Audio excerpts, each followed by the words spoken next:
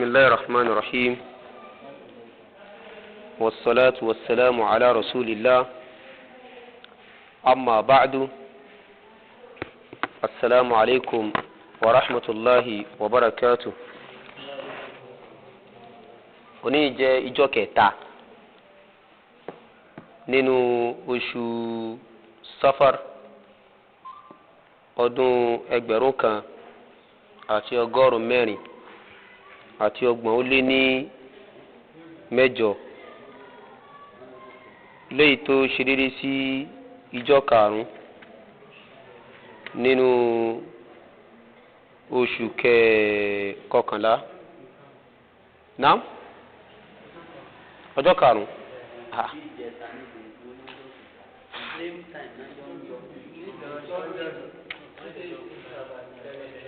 ṣé tí sultan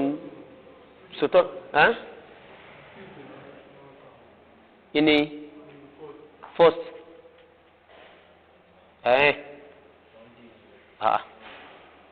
tó ìjọ́ kẹlò lẹ́pẹ̀ wá tó oníjọ́ karùn-ún nínú oṣù Safar ọdún 1440 tó ṣe déédé síjọ́ karùn-ún nínú oṣù kọkànlá ọdún 2016 à ń tẹ̀síwájú ní tíráì ahkamul janaiz wa bid'uha ti Sheikh Nasiruddin al-Albani rahimahullahu ta'ala agbela ti abala kẹsàn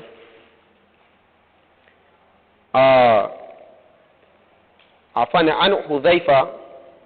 qal hadith wala da Hudhaifa al-Yaman Hudhaifa sọ yìí pé idha ana mittu fala tu'dhunu fi ahadan fala tu'dhanu bi ahadan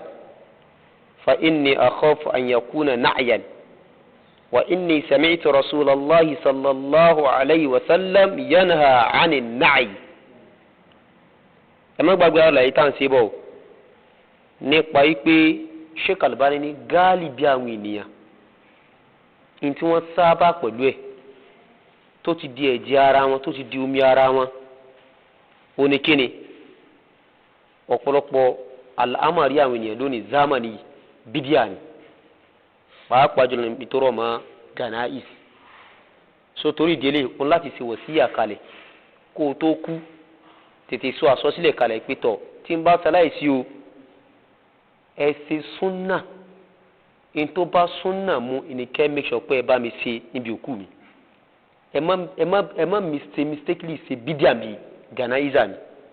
kẹ́yìn ti ṣe wọ̀síyà rẹ̀ kalẹ̀ ní Sheikh Albani wa ní tọ̀ kò sí lè fi ń bẹ̀ gan ká mú apá kan àwọn ọ̀rọ̀ wa inú ọ̀rọ̀ àwọn ẹni ìṣáájú tí wọ́n ti wọ̀síyà kalẹ̀ lórí masala yìí nípa pé tí ń bá sáláì sí ẹ gbọ́dọ̀ ṣe kíni ẹ gbọ́dọ̀ ṣe bídíà bí òkú mi àti bẹ́ẹ̀ bẹ́ẹ̀ lọ lábàá fi mú àwà lórí láìn jim àbí ìpè Huzaifa ó ní tí mo bá sáláì sí falatu zunu bí ahadan ẹ má fún ẹnìkankan ní ẹ má kéde fẹ́ni kankan nípa mi pé mo ṣaláìsí ẹ má kéde fẹ́ni kankan nípa mi pé lágbára Huzaifa ṣaláìsí o ẹ má kéde rẹ̀ torí pé fa in akhafu èmi ń bẹ̀rù an yakuna na'yan kí ìkéde ni kó má jẹ́ náàyù tánàbí ní ká má ṣe wa inni sami'tu rasulallahi sallallahu alaihi wasallam yanha 'anil na'i torí pé èmi gbọ́ tí òjíṣẹ́ láti ibi àfọmọ́ tí ń kọ́ kúrò níbi kíni ànáì ìmọ̀ túfọ̀ òkú nípa ní náàyù èmi gbọ́ sáré mi ń kọ́ ilé ìyẹn ni pé lẹ́yìn ìgbà tán bá ti sìnkú sẹ́yìn gbọ́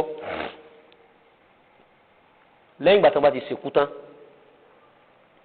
àbùkátà káṣẹ̀ ká tún máa túfọ̀ káàkiri nítorí bá ti gbé òkú sínú sàárè àì túfọ̀ wọn gbogbo ẹni tábà sọ fún bífọ̀ kan tó sìnkú bífọ̀ kan kù tó wọnú sàárè túfọ̀ fẹ́ ni bọ̀dọ̀ tàbá fẹ́ túfọ̀ fún. ilé ìbẹ̀rù súnà ní Muhammad sallam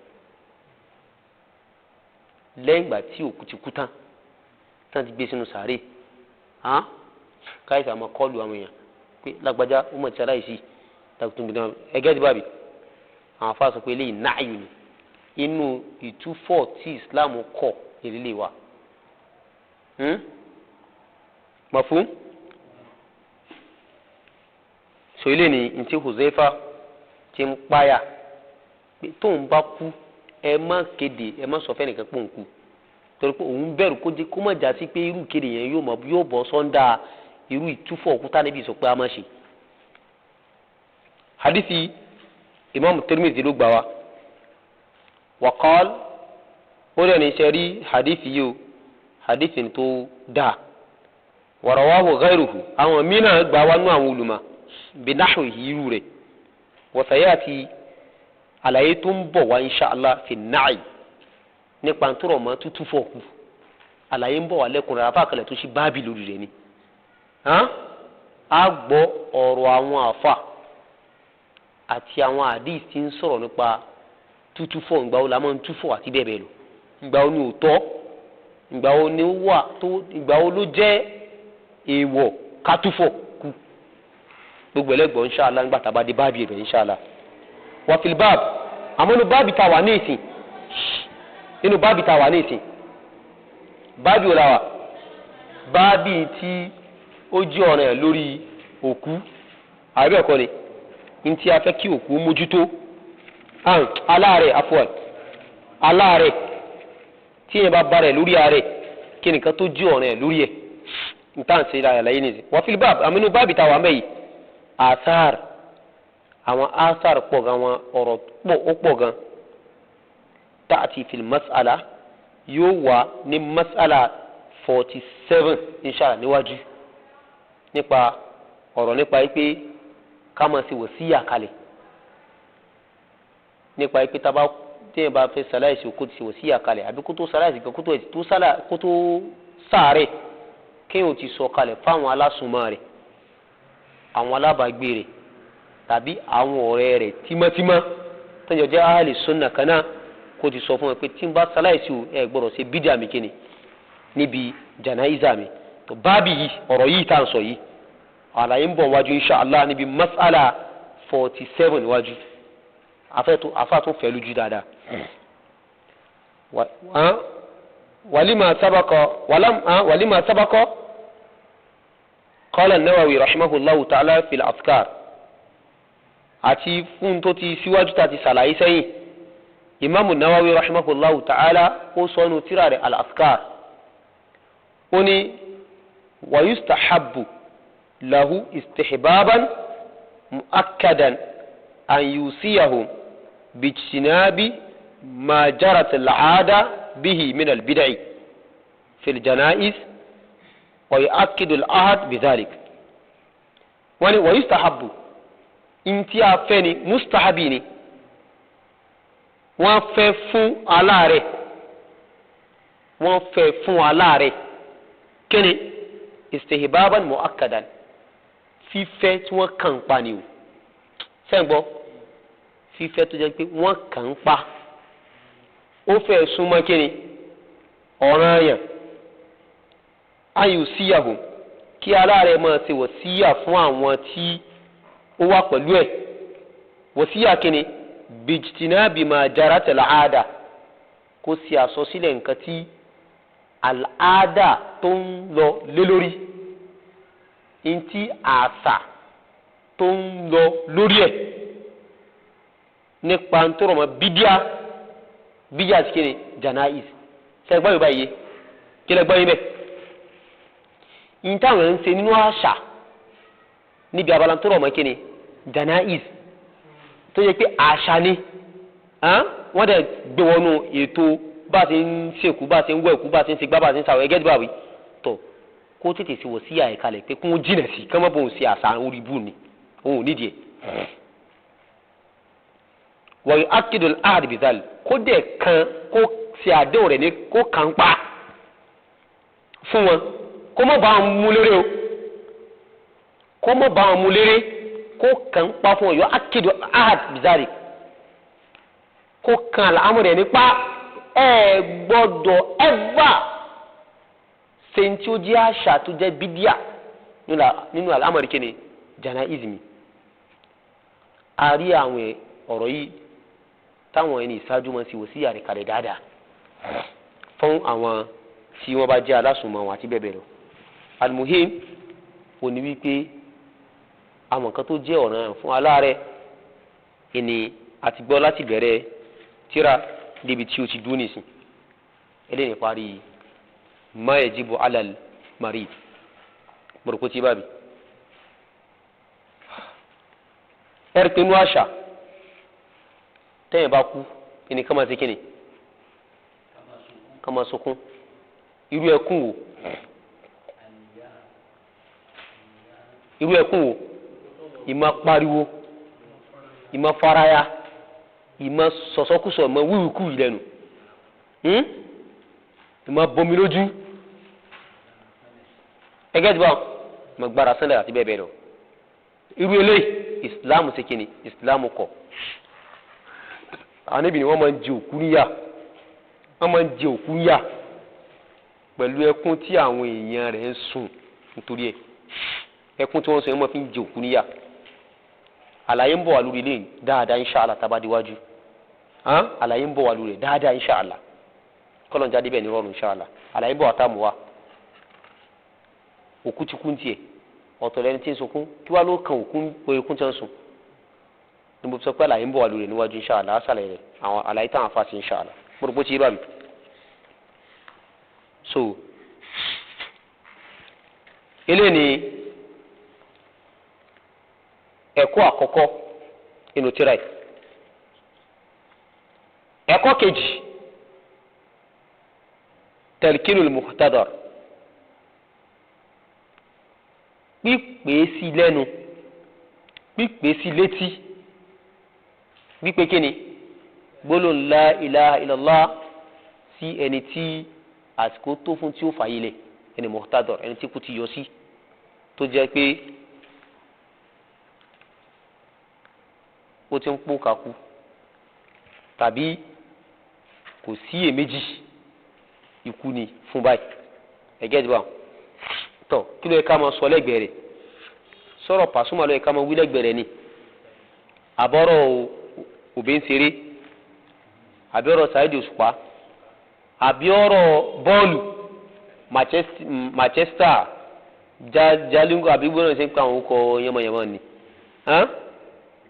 èyàn tó ti wà ní gàràgàrà tó ti fẹ́ kú sọ̀rọ̀ bọ́ọ̀lù tí ẹ̀kẹ́ tó máa sọ lẹ́gbẹ̀ẹ́ rẹ̀ ṣé ọ̀rọ̀ ayé ló ti ẹ̀kẹ́ tó máa sọ lẹ́gbẹ̀ẹ́ rẹ̀ àti bẹ́ẹ̀ bẹ́ẹ̀ lọ kí la fẹ́ ká máa sọ lẹ́gbẹ̀ẹ́ ẹni tí ó ti pé ikú ti fẹ́ mú báyìí kí lẹ́ ká máa sọ lẹ́gbẹ̀ẹ́ rẹ̀ afáfẹ́ sọ̀rọ̀ ìlú rí ní insha Allah. fa idha hadarahu al-maut tí ikú bá ti yọ sí aláàrẹ̀ pẹ̀tọ̀ àárẹ̀ títí ajali ni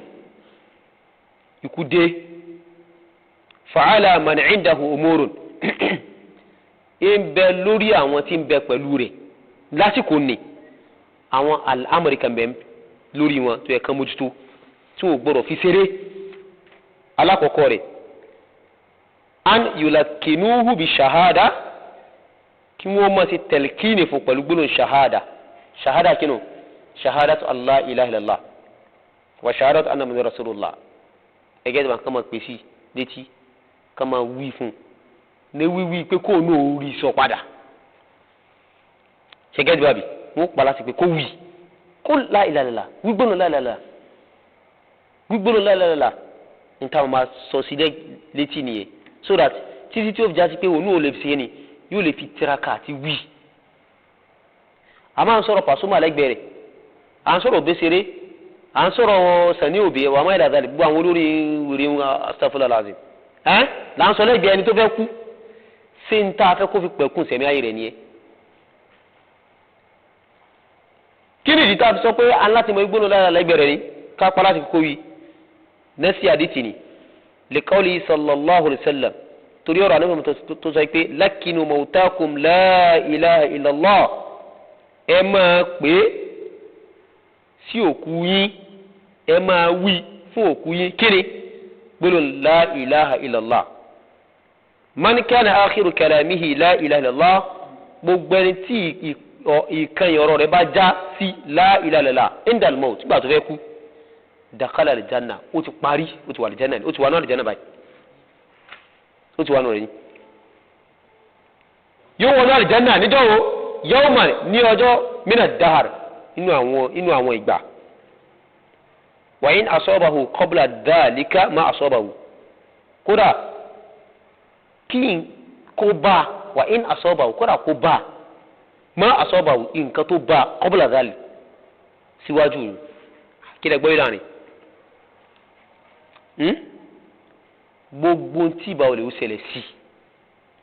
nígbà tó fẹ́ kú yẹn wá rí gbọ́dọ̀ láyé la ó rí bí gbogbo tí ìbá olè kó ṣe inú ìwẹ̀ ẹ̀ṣẹ̀ ó ti wà àlìjánnà ọmọ àlìjánnà ni ní ìtumọ̀ wa in asabahu ma asabahu qabla dhalik ọ̀rọ̀ yìí àti sí àlàyé ọ̀rọ̀ yìí dáadáa nínú kitabu tawhid ti Muhammad bin Abdul Wahhab àti fẹ́ lójú dáadáa ń bẹ̀ àbí ta ló lè mú ọ̀rọ̀ wá ní wọ́n bá sókè lórí rẹ̀ kó gbogbo ìkéyìí ẹsẹ̀ tí balẹ̀ kó wù wa in asabahu ma asabahu sọ́sà tìrí wúlò yẹn wí ó ti wà àlìjánnà.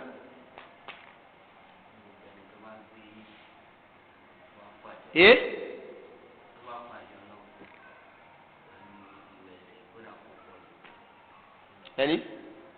sebe ni ká sọ ní àdìsí tó wá ẹni wẹ Ọlọ́run tí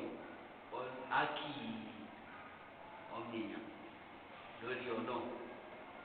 ní pé Ọlọ́run ní jẹ níyà fún pé ọlá gbólóhùn láyé láyé náà gbogbo ẹni tó bá pàdé Ọlọ́run pẹ̀lú ẹ̀ṣẹ̀ kan pẹ̀lú gbólóhùn láyé láyé náà yóò ṣe wẹ̀ni náà láti kò ní wọná. tá máa gbé òṣùwọ̀n tá máa gbé lórí scale ó máa tẹ̀ wọ́n. ju ẹni ọ̀dà. sọ torí lílé kò ní wọná nìyẹn kó mi wà àbàjẹ́ tó bá ṣe. tó bá sá ti wí gbólóhùn la ilaha illallah bí. ó wà lọ́dà òṣìṣẹ́ àlọ́. ìdí mo fẹ́ kẹ́ ẹ sọ nìyẹn. ló bá wù Ọlọ́run ló jẹ yà. ẹ wá ń pòrò náà ngọ̀rọ̀. so ìtumọ̀ rẹ̀ ni pé ẹni tó bá wí gbólóhùn la ilaha illallah tó fi pẹ̀kún sẹ̀mí ayé rẹ̀ tabbas ọmọ àlìjánnà ni yóò wà àlìjánnà inṣàlá ẹgẹ́ dùbà bí yóò wà àlìjánnà. àmọ́ àwọn àwẹ̀ ẹ̀ṣẹ̀ tó hù ńkọ́ bóyá ẹni zina ní lápèjúwe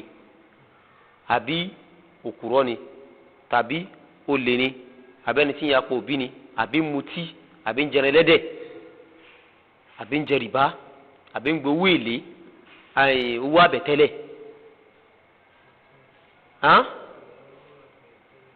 ìní rẹ́ṣùwà àrẹ́ṣùwà bribe ń gba bribe ẹ̀ṣẹ̀ ńlá ni bribing kí ẹ̀ máa gba bribe ọmọ ìdá dálì tọ́ ó ń ṣe àwọn ó sàn ń ṣe ẹ̀ṣẹ̀ kanú àwọn ẹ̀ṣẹ̀ tó jẹ́ pé ẹ̀ṣẹ̀ yẹn kì í ṣe ṣírìkì ni kì í ṣe kúfùrù ni bẹ̀t kábàírì ni àmúgbà tó fẹ́ kún kọ́ ọlọ́ọ̀ni kúrú gbólóhùn la ilaha illallah àníbi ni ó ti wọ kíni ó ti wọ àlìjánnà báwo ni àwọn àlámọ̀rí ẹ̀ṣẹ̀ tó ṣe ń kọ́ lápèjúwe àníbi sọ pé ká sọ pé lápèjúwe ká ní ń túkún ẹ̀bí ni ẹ̀bí bàjẹ́ látọwọ́ rẹ̀ àníbi sọ pé la yadkhulul jannata qati'u kò ní wà àlìjánnà o ẹni tí ń túkún ẹ̀bí ò ní wà àlìjánnà àdìsí rẹ̀ àníbi ni ẹni tó bá gbóná láyẹ̀lá tó fi pẹ̀kún sẹ̀mí rẹ̀ ó ti wà àlìjánnà àdìsí ìyẹn dẹ̀ sọ pé ẹni tí ń jákún ẹ̀bí ò ní wà àlìjánnà ẹni tí ń jákún ẹ̀bí tó àwọn afa mú àlàyé pé irú àdìsí yẹn láti gbọ́ ìtumọ̀ rẹ̀ látọ̀rọ̀ àwọn afa sunna ká gbọ́ bóòlù àwọn afa sunna ti tú àdìsí irú àwọn ọ̀rọ̀ báyìí gbọdọ̀ tí báyìí ẹ já kí àdìsí mi ká tó wà mú báyà ń jáde wọ́n fi àdìsí ní akhar inú àdìsí mi àníbi ni man mata ẹni tó bá kú ṣé oníbà wakana yakul anabi jani tí wọ́n sọ pé man mata ẹni tó bá ṣaláìsí wa huwa ya'lamu annahu la ilaha illallah dakhala aljanna tó sì láàmà dájú pé kò sí tá máa jọ́sìn fún lóru rafolo ba nìkan subhanahu wa ta'ala ó ti wà aljanna wa fi hadithin akhar inú hadisi mìíràn Ànábì ní man mata ẹni tó bá ṣaláìsí tó jásí pé la yushrik billahi shay'an tí ó fi nǹkan kan ṣorogún mọ́ Ọba subhanahu wa ta'ala dakhala aljanna ó ṣe kíni ó ti wà aljanna akhrajahu Muslim fi sahihihi Imam Muslim gba hadisi wa nu sahihu rẹ̀ wa ziyadatu fil hadith al-awwal ziyada tó wà bí hadith alakoko yẹ inú riya Muslim ni inda Ibn Hibban inú ẹgbà ọ̀rọ̀ tí Ibn Hibban mawarid ẹgẹ́ ìbáṣẹ́ báwọn ní tírà al-mawarid then gbogbo ẹgẹ́ ìbá ilé nìkan àkọ́kọ́ hadisi tí ń sọ̀rọ̀ nípa kíni nítorí kí ẹni tí àsìkò bá tó mu tí ó fà yí lẹ̀ ẹ pé àwọn àdìsí ní sin ohun tó rọrùn pé téèyàn bá sáà ti kú tí ò ṣẹbọ mọ́nà ọba sọ́sà kú láì ṣẹbọ ó ti tán ọmọ àlìjánà ni lọ́wọ́ mi sọ pé yá ayyuhal ladhina amanu taqullaha haqqa tuqatihi wa la tamutunna illa wa antum muslimun ẹ̀rí pé ẹ kú ní mùsùlùmí ẹ̀rí pé ẹ kú ní ẹni tó mọ́nà ọba ní àṣù tí èsì ẹlẹ́bọ yóò wà àlìjánà tọ́ àlàyé tí àwọn afáàmù jáde lábẹ́ irú àwọn àdìsí báyìí ó ní wípé ẹni tó bá kú ní muwahid ẹni tó rí gbólóhùn la ilaha illallah ó ń bẹnu mọ̀ṣí àtọ́lọ́wọ̀n bá subhanahu wa ta'ala bí àwọn afásúná sí málàyé wá ni tó bá wù Ọlọ́hun yóò fi sálì jẹ́nà lọ́wọ́ kan dukhulul awwaliya ìwọlé tí ó wà ní àwọn sẹ́ẹ̀tì àkọ́kọ́ tí ó kọ́ wọlé tọ́lọ̀bù ní jẹ́yà kàkà yóò kàn wà jẹ́nà níbẹ̀ tó bá sì wù Ọlọ́run bá ń kọ́ Ọlọ́run ó lè kọ́kọ́ jẹ́yà ìgbà tó bá jẹyà fún bí àìmọye ọdún nù náà tó jóná tí gbogbo ara ti dúdú wọ́n wá sí pẹ̀rẹ̀ kú nù náà wọnú àlìjánà ó wà àlìjánà bí ó wà àlìjánà ó wà àlìjánà bí ó wà àlìjánà ó wà àlìjánà kí ló gbé wà àlìjánà gbólóhùn la ilaha illallah tó rí wíwọ̀n ló mú wà àlìjánà bẹ́ẹ̀ kí ló gbé wọn náà ìwẹ̀ ẹ̀ṣẹ̀ tó ṣe ṣẹ́gẹ́tì yàrá ìwẹ̀ ẹ̀ṣẹ̀ rẹ̀ ó gbé wọn náà bẹ́ẹ̀ tí la ilaha illallah yẹn ó wá ti kíni ó wá là kú ònú náà yẹn wọ àlìjánà gbólóhùn pé man qala la ilaha illallah dakhala àlìjánà ó sáwà àlìjánà bí wà àlìjánà kódà bọ́n bá tiẹ̀ jẹ́ ń yá pẹ̀lú àwọn ìṣe tó ṣe yóò wà àlìjánà náà ní sẹ́yìn àìkú rẹ̀ láì wà àlìjánà rẹ̀ ẹgẹ́ ti bá bó bá jẹ́ yàrá yóò jáde kó náà wọ bó wà àlìjánà tó bá ti wọ ọlọ́ba ni kó mọ̀ wọ̀ náà yẹ kó tiẹ̀ mọ́ gbóòrùn náà kó mọ̀ wà àlìjánà direct ó di pẹ̀lú ó wà nù mọ̀ṣí ọlọ́ba ni ẹgẹ́ ti bá inú mọ̀ṣí ọlọ́ba ló wà kí ló fà á tàbí sọ báwọn ìdí ni wípé a rí àwọn ahadithu shafa'a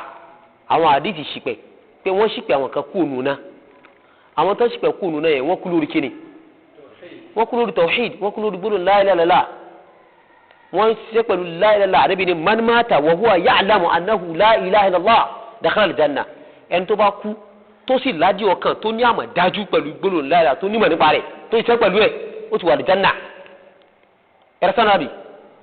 to now èyàn wá kú pẹ̀lú gbónú láyé yẹn ó dẹ̀ wọ́ná àmọ́ yóò ṣe kí ni yóò padà jáde wọnú àlìjáná náà ó wà àlìjáná bí ó wà àlìjáná ó wà àlìjáná. mo rò pé tí báyìí ilé ní àlàyé táwọn afáàmù wa